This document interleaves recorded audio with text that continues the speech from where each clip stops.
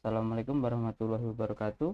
Saya Yahya Anwar Ramadan, mahasiswa Universitas Nusantara PGRI Kediri, angkatan 2017, akan mempresentasikan tentang penelitian saya yang berjudul Penerapan Event Management System sebagai Solusi Manajemen Pelaksanaan Webinar dan Seminar Nasional pada masa pandemi. Jadi untuk awalnya tentang sistem yang akan saya terapkan, yaitu Event Management System adalah suatu sistem yang bertujuan untuk membangun suatu organisasi, mengelola dan melakukan manajemen data dalam pelaksanaan event.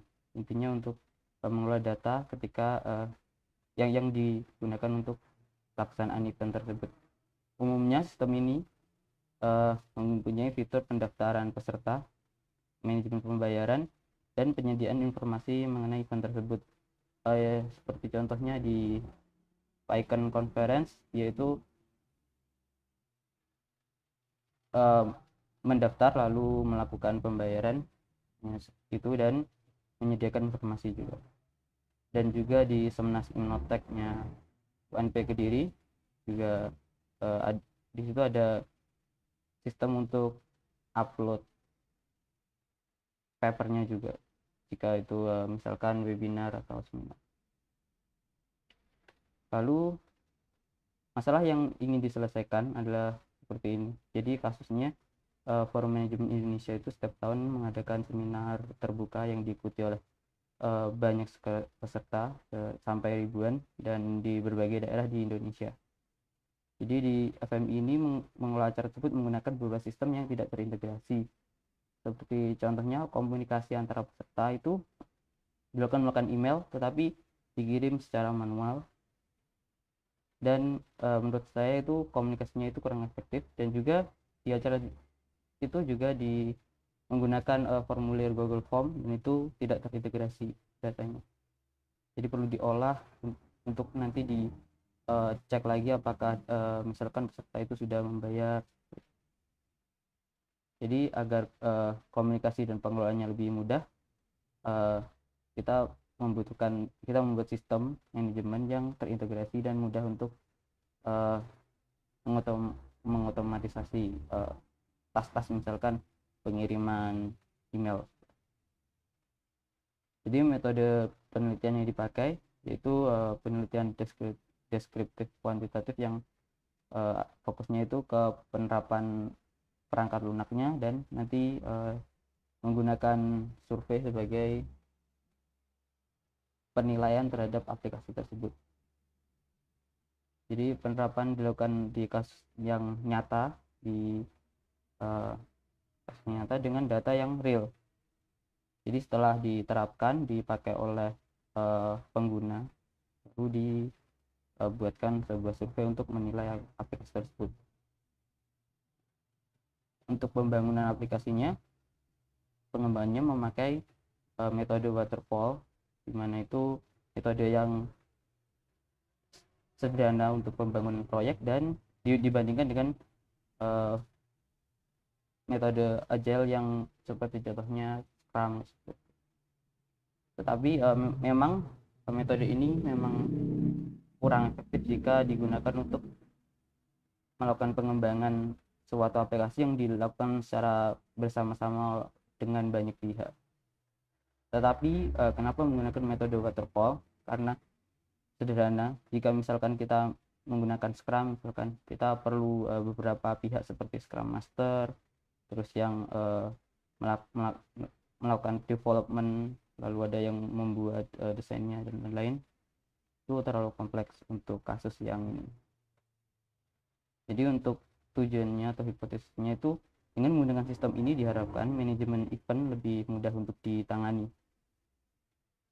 Jadi metode pengujiannya seperti yang tadi, ada beberapa pertanyaan yang diajukan, yaitu kelengkapan informasi, pengalaman pembayaran, dan kemudian aksi ini ini cuma beberapa, nanti akan dilihat satu-satu. Lalu di sini ada hasil surveinya. Berikutnya adalah hasil survei yang dibuat oleh FMI di tahun 2020, jadi tahun kemarin. acara yang 2020 total partisipannya itu yang mengisi survei itu sekitar 400 peserta dari sekitar 1000-an orang yang menjadi peserta. Jadi di sini grafik pertama yaitu kemudian mendaftar di event yang diadakan FMI, yaitu seminar dan webinar. Dan karena 1 tahun sekali memang di sini ada kasus yang khusus karena FMI melakukannya eventnya 1 tahun sekali, dan itu memerlukan pendaftaran yang tidak membutuhkan login atau account. Karena jika kita menggunakan login atau account, kemungkinan besar akses ke account tersebut peserta lupa untuk menyimpannya atau mengingatnya, karena kemungkinannya relatif besar sehingga kita diusahakan untuk tidak login pesertanya. Di sini kelengkapan informasi. Sebelumnya yang tadi di grafiknya itu banyak yang mengatakan sangat mudah dan cukup mudah, jadi cenderung ke mudah daripada kurang mudah atau sulit. Di kelengkapan informasi halaman pembayaran sudah relatif lengkap, tetapi ada beberapa yang mengatakan kurang lengkap atau tidak lengkap, seperti yang ada di grafik seperti ini. Maksud dari informasi halaman pembayaran ini adalah ketika setelah pendaftaran itu peserta akan dibawa ke halaman informasi pembayaran. Jadi apakah di halaman itu informasinya sudah lengkap. Lalu kemudian pembayaran tiket ini mirip sekali dengan yang tadi, hanya saja ini lebih ke sisi pembayarannya. Jadi setelah pendaftaran langkah selanjutnya adalah pembayaran tiket atau pendaftaran tadi. Dan di sini terlihat banyak yang memilih tidak mudah dan ada yang memilih cukup mudah. Lalu yang ketiga adalah sangat mudah, dan yang keempat itu kurang mudah. Dan ini lumayan banyak yang mengatakan kurang di sisi pembayaran tiket ini, karena untuk sementara ini memang FMI hanya menerima pembayaran menggunakan bukti transfer yang tidak langsung menarik uang di banknya, tapi perlu mengirimkan bukti bayarnya lalu direview. Jadi perlu waktu juga untuk panitia melakukan review itu, dan diharapkan di kemudian hari itu ada integrasi ke platform pembayaran seperti Mitrans gitu. Jadi di sini ada yang selanjutnya adalah grafik kemudian memahami email notifikasi, yang intinya apakah email notifikasi yang diberikan itu sudah jelas dan bisa dipahami dengan mudah, dan ini yang mengatakan bahwa informasinya sudah mudah untuk dipahami. Yang selanjutnya adalah kelengkapan informasi di email notifikasinya. Yang sebelumnya adalah kemudahan, yang sekarang adalah kelengkapan. Apakah sudah cukup lengkap dan bisa informasi yang dibutuhkan itu sudah tersedia semuanya, dan kebanyakan mengatakan cukup lengkap atau sangat lengkap. Lalu di sini ada kemudian akses sertifikat. Jadi setelah event dilaksanakan, FMI mengeluarkan sertifikat bahwa peserta tersebut mengikuti acara tersebut.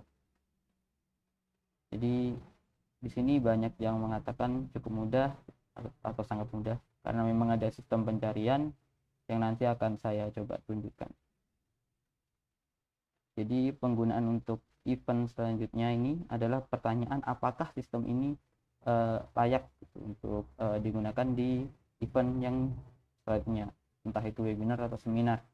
Dan beberapa peserta banyak yang memilih cukup mudah dan sangat mudah. Di sini labelnya salah, sebenarnya ini adalah cukup bisa dipakai di penggunaan event yang selanjutnya. Jadi dan selain grafik di atas untuk opsi dari tidak mudah sampai sangat mudah, ada isian juga untuk mengisi saran-saran dan masukan dari pengguna. Jadi berikut adalah saran-saran yang relevan untuk sistem yang sekarang sudah diterapkan. Jadi ada perlu halaman tanya jawab dan tata cara registrasi. Halaman ini bisa dibuat sebenarnya secara manual di websitenya. Kita bisa manage websitenya, kita buatkan halaman khusus untuk frequent expression atau FAQ. Lalu di sini ada informasi jadwal kegiatan yang berlangsung. Jadi peserta ingin agar ada data event apa yang sedang berlangsung sehingga peserta dapat mengikutinya. Fitur ini sebenarnya sudah ada, mungkin terlewat bagi pengguna. Nanti juga akan saya tunjukkan untuk fiturnya.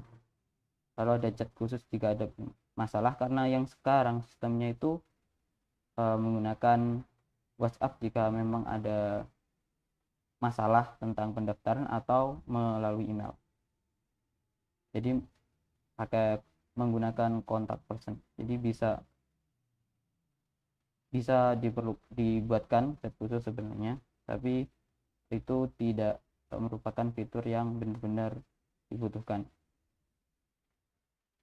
Lalu fitur informasi status registrasi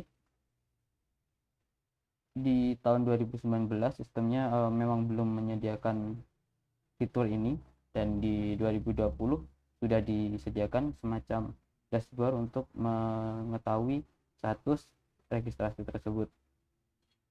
Lalu di agenda tahunan FM ini mirip dengan yang poin kedua.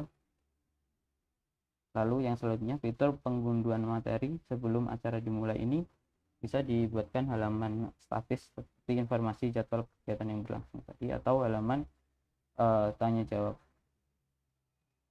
Lalu ada feedback otomatis ke peserta.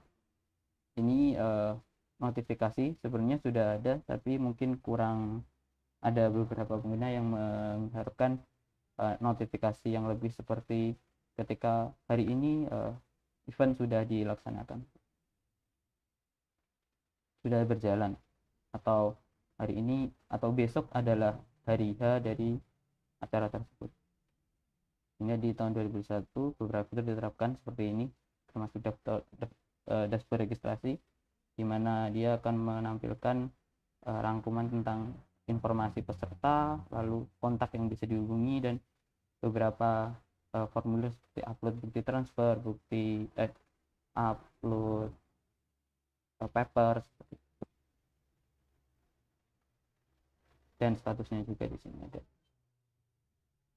Jadi kesimpulannya, berdasarkan survei yang diadakan oleh FMI, sistem cukup membantu pengelolaan event, terutama pada acara yang digelar oleh FMI karena memang ditesnya di situ. Lalu ada beberapa penambahan dan perbaikan fitur yang perlu diterapkan. Sebagian besar terangkum ke saran-saran yang disebutkan tadi. Dan untuk sistem ini memang dibangun untuk pengembangan yang lebih lanjut karena memang modular, menggunakan kerangka kerja yang modular, jadi bisa diiterasi lebih lanjut. Lalu kita langsung ke tampilannya. Jadi dari depan sini, ini adalah tampilan dari websitenya. Sini kita bisa mencari nama peserta atau nama member, dan atau mencari berdasarkan institusinya. Ini sistem yang lumayan kompleks dari fiturnya, tetapi kita akan fokus ke implementasi eventnya saja. Jadi di sini ada menu event. Ini alamatnya member.fmi.or.id kalau memang ingin mengunjungi, karena sekarang masih live ketika saya membuat video ini dan bisa dikunjungi. Jadi ini di sini ada event yang lalu. Jadi ini adalah Seminar Nasional FMI 2020 yang diadakan 2020. Lalu di sini ada Seminar Nasional Call for Paper FMI 2021, yang mana di sini adalah ini adalah acara yang sedang berlangsung untuk tahun ini 2021. Ketika ini dibuka, kita akan disuguhi dengan judul eventnya, ada tanggalnya, lalu lokasi acaranya di Makassar untuk yang tahun ini. Lalu di sini ada daftar tiketnya. Daftar tiketnya beserta tanggal terakhir yang registrasinya dan harganya. Lalu di sini juga ada lokasi acara, bisa dibuka di Google Map. Ada tanggal acara, penyelenggara, dan informasi kontak. Ini ada posternya untuk detail acaranya dan berupa seperti guestnya atau siapa yang menjadi keynote speaker. Lalu di sini kita bisa register now. Ini kita dikasih pilihan untuk tiket mana yang akan dipilih. Nanti akan menentukan nilai pembayarannya. Lalu di sini ada mode dua tipe registrasi, yaitu individu dan kolektif.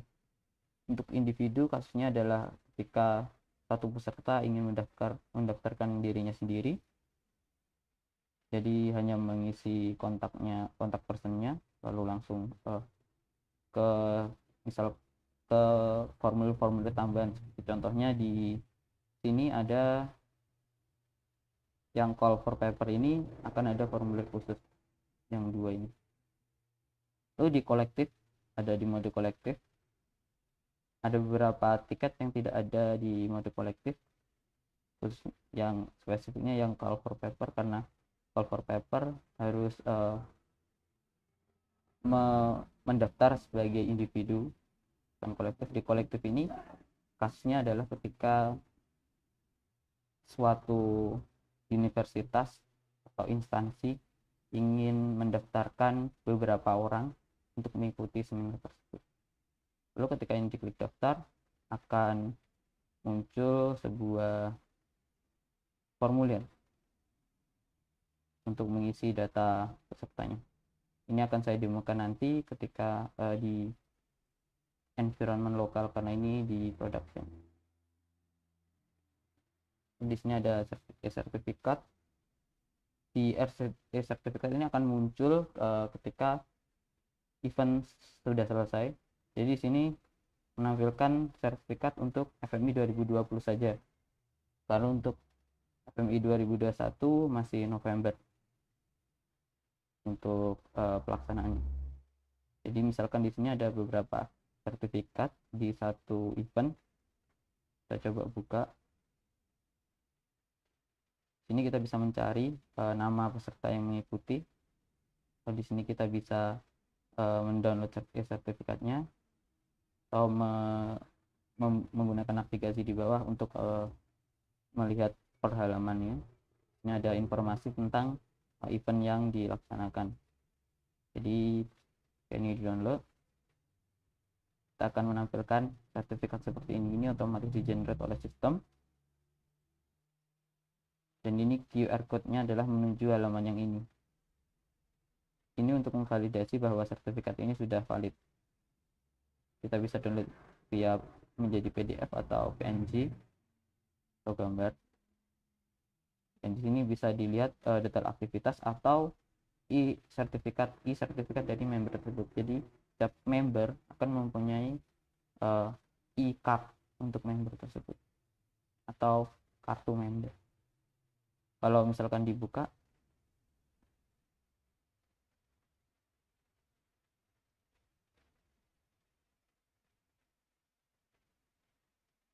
perlu waktu untuk mendownloadnya. Jadi ini kita bisa mendownload kartu peserta. Ini juga di generate otomatis oleh sistem. Di sini juga bisa dilihat riwayat keanggotaan dari peserta tersebut. Ini terlihat bahwa di tahun 2020 sampai 2021. Di 2021 belum aktif karena memang aktivasinya mengikuti acara event ketika acara berlangsung. Lalu di sini daftar e-sertifikat FMI ada 3. yang didapat dari oleh peserta ini. Di sini acaranya juga ditampilkan, aktivitas yang diikuti, dan bisa di-download seperti yang tadi, tapi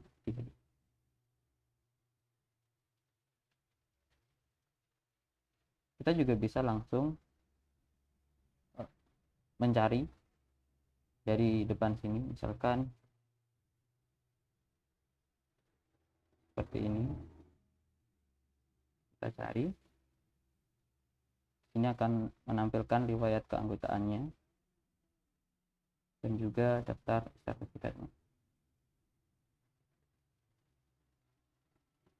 Kita lanjutkan ke tampilan backend. Ini ada beberapa menu. Kita akan fokus ke pendaftaran untuk registrasi, maksud saya.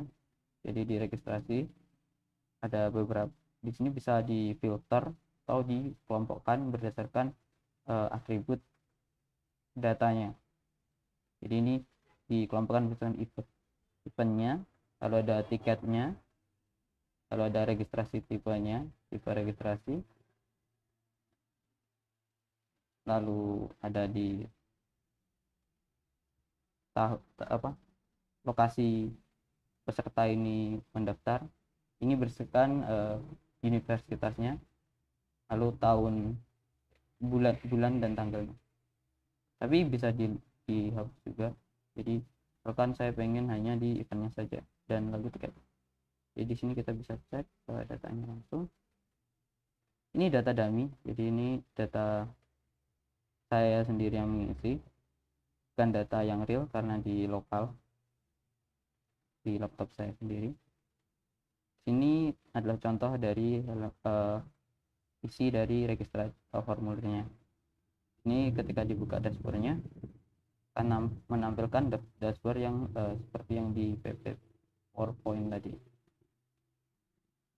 Ini ada tulisan bahwa deadline untuk upload full papernya tanggal 30 September.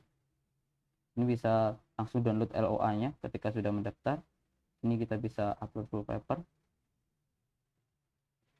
Lalu di sini kita bisa upload file PDF dan Word-nya lalu di-upload. Lalu untuk bukti transfernya sudah seperti ini. Jadi upload bukti transfer, lalu ini keterangannya harus transfer kemana, nominalnya berapa, gitu. Lalu diisi di sini value-nya, dipilih nama bukti transfernya, foto bukti transfernya, maaf. Lalu kita submit. Nanti otomatis akan masuk ke validasi.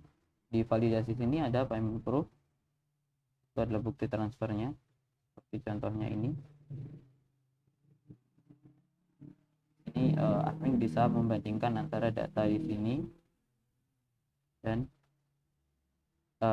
bukti transfer di sini. Jika ini nilainya misalkan cocok, maka akan bisa divalidasi. Di sini review untuk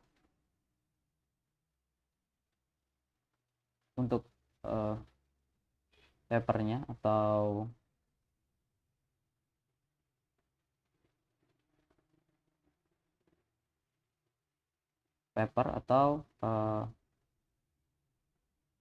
artikelnya.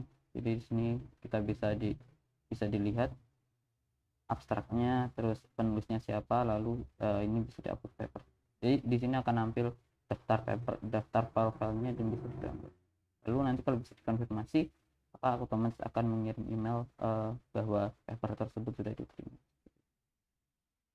Untuk payment proof-nya juga seperti itu. Untuk bukti transfernya, dia otomatis akan mengirimkan email berupa kwitansi jika sudah di confirm akan menjadi paid. Lalu di eventnya, ini adalah setting untuk eventnya. Ini seminar nasional corporate paper. Ini ada tiket-tiketnya. Lalu di sini ada aktivitasnya, ada topiknya, lalu ada detailnya seperti yang tampil di halaman informasi. Di sini ada attendee-nya. Attendee adalah peserta yang hadir di situ. Ini ada daftarnya, bisa dilihat secara langsung, bisa difilter, bisa di group by, bisa di visualisasikan juga. Ini statusnya, dia aktif dan sudah dipublish. Ada beberapa event yang tidak. Ini yang upcoming, jadi tanggalnya itu masih besok, lusa. Jadi bukan tanggal ke belakang, jadi masih upcoming. Ini ada yang sudah selesai di sini, seminar nasional yang untuk yang 2020. Kalau ada invoicing, ini ada adalah data pembayarannya, invoice yang perlu dibayar dari pendaftaran tadi. Selain invoicing, ada sales untuk mengetahui hasil dari penjualan tiketnya. Lalu di members ini juga ada member. Di sini adalah daftar dari member-member yang sekarang masih aktif. Dan jika ini filternya dihilangkan, akan menemukan semua member, termasuk yang tidak aktif. Ini ada beberapa report. Ini menampilkan bahwa di Aceh ada 2 kota, 2 institusi dan 5 partisipan yang ikuti yang menjadi member. Sebenarnya ini juga bisa dilihat dengan mudah di map yang ada di halaman home. Ini bisa kita lihat peserta per daerah di Indonesia. Kita akan mencoba untuk mendaftar 1 kali saja.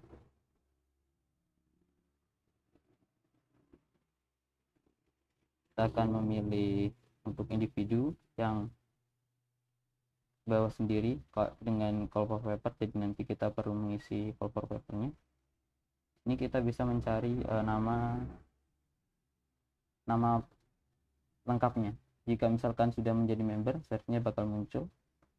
Misalkan ini kita bisa pilih, otomatis beberapa data sudah terisi. Universitas. Ini email ini disengajakan kosong dan telepon juga disengajakan kosong untuk mendapatkan telepon yang terbaru dari peserta tersebut. Jadi misalkan sekarang kasusnya saya mendaftar sebagai peserta baru, ini akan ada statusnya bahwa dia akan didaftarkan sebagai member baru, lalu emailnya.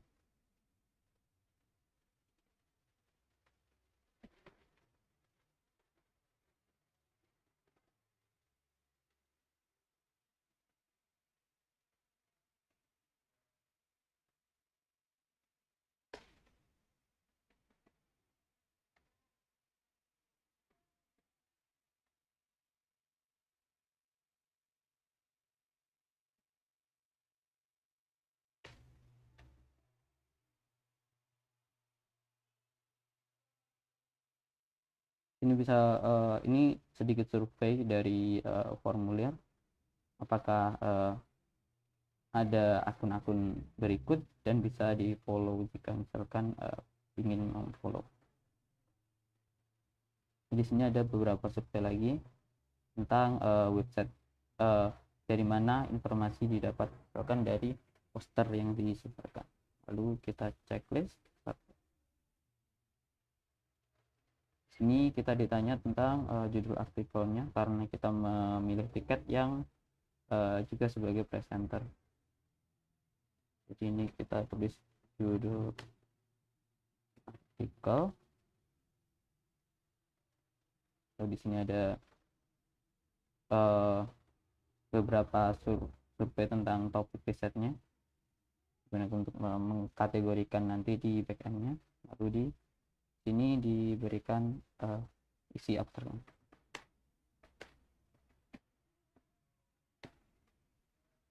Lalu di sini ada keywordnya, bisa dipisah dengan koma seperti mirip di dokumen paper umumnya.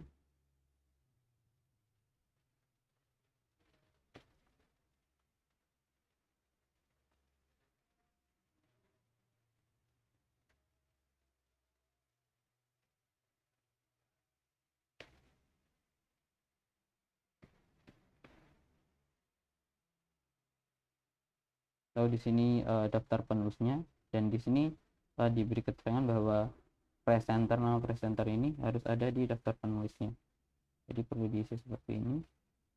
Lalu universitasnya,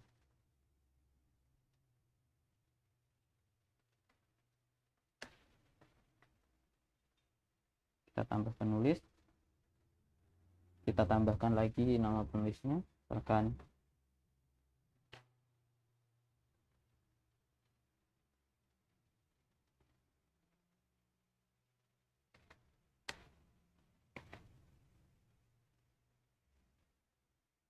lalu kita centang dan kita submit. Ini kita akan ada review tentang data papernya. Kita selesaikan pendaftaran jika sudah sesuai. Ini kita akan ditampilkan tentang mana yang perlu dibayar. Di sini ada beberapa double karena saya dalam kondisi login sebagai admin. Tapi jika di implementasinya otomatis akan sesuai. Jadi sini emailnya akan dikirim ke mana.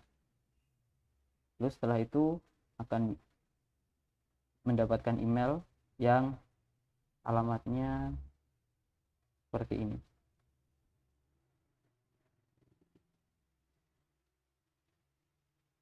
Ini adalah halaman registrasinya. Ini kita bisa buka langsung dashboard pesertanya yang tadi. Di sini pesertanya nanti bisa upload bukti transfer dan upload full paper yang nanti akan di approve oleh admin, di validasi sini.